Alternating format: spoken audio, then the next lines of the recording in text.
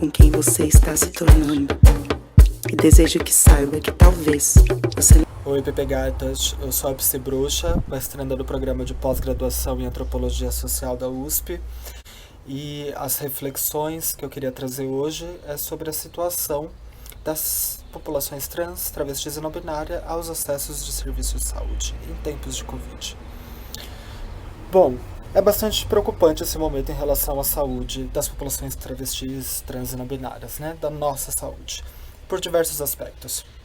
A começar porque, de fato, nunca foi fácil para pessoas como nós acessar os serviços de saúde, tanto pelo desrespeito à nossa identidade, ao nosso nome, pelas dificuldades que a gente tem de chegar aos aparelhos de saúde à luz do dia, como também pelas dificuldades que a gente tem de acessar esses aparelhos sem ser pela AIDS.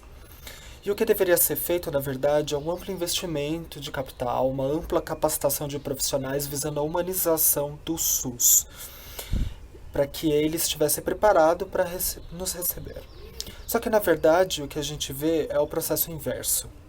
Conforme o capitalismo neoliberal vai avançando, há um constante desinvestimento na saúde pública, em especial no SUS, e um sequestro da sua infraestrutura que passa a ser perpetrado por organizações de saúde, por empresários, né, donos de planos de convênio, enfim.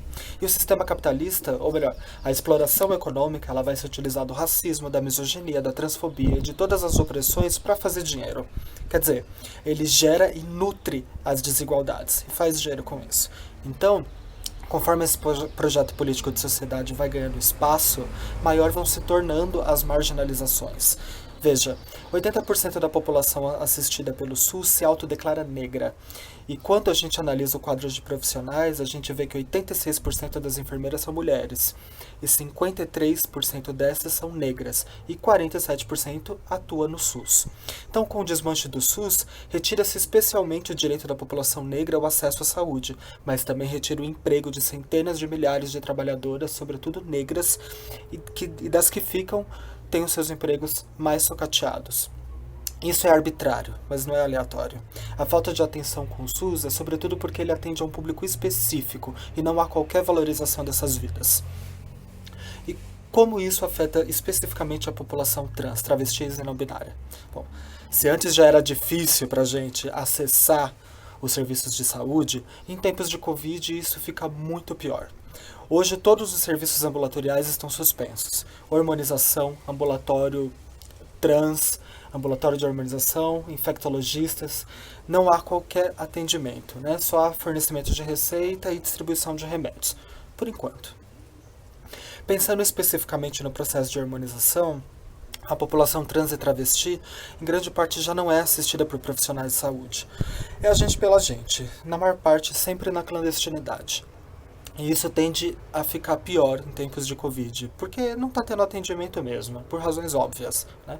E todos os possíveis efeitos colaterais da hormonização se intensificam, como trombose, né? Ainda mais agora em que a gente está em casa e não consegue fazer uma caminhada, e também por questões relacionadas à hipertensão, né, que são agravadas pela ansiedade em momentos como esse, com preocupação se a gente vai conseguir comer, se vai conseguir pagar o aluguel, questões do tipo.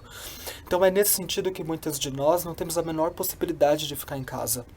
A gente tem que ir para a rua ralar o cu no asfalto para poder fazer grana para comer, né, e isso expõe os profissionais do sexo às doenças, ao Covid.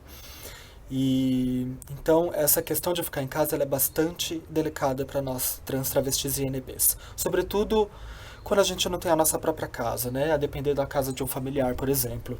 Imagina que é ser uma travesti e viver dentro de uma casa com pessoas conservadoras que não aceitam a diversidade da vida e impõem a nós esconder as nossas identidades. Ou para uma travesti que mora com outras pessoas, com muitas pessoas, o que é bastante comum. Como pensar no engajamento em relação ao isolamento de fato dessas pessoas? E pior ainda são as pessoas trans, travestis e não binárias em situação de rua, né? Eu não saberia dizer aqui quantas de nós não temos casa, mas qualquer um que já andou pelo centro de São Paulo, por exemplo, pode notar a quantidade de travestis em situação de rua, de vulnerabilidade, enfrentando uma série de questões: fome, frio, disforia com seus corpos, falta de acesso a tecnologias hormonais e de antirretrovirais, E há uma série de outras questões que nos marginalizam a ponto da gente não virar nem dado estatístico quando morre, porque normalmente não chega aos hospitais. Então, são muitas questões bastante delicadas e que dizem respeito a tudo que já estava rolando anteriormente, mas que torna-se agravado em tempos de pandemia.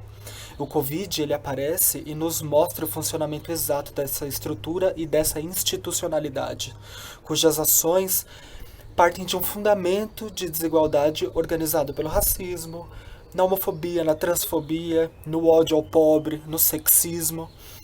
E isso gera uma cascata de acontecimentos, né? E vai definir quem fica dentro de uma casa e quem não fica. Delimita o adoecimento de quem precisou sair, se expõe e protege quem pode se resguardar. E uma série de outras questões que são visíveis, né? Por exemplo, o Covid já está avançando nas periferias e a taxa de mortalidade da população negra é muito maior do que na população branca. E assim, muitas pessoas trans têm se organizado para levantar fundos, para enviar cestas básicas para as que estão mais vulnerabilizadas. A solidariedade, felizmente, aparece em tempos de caos, mas são casos isolados, né? E não tem sido o suficiente para suprir todas as nossas necessidades. Eu, por exemplo, já não sei o que eu vou fazer para poder pagar o aluguel do mês que vem, né? Sem auxílio emergencial.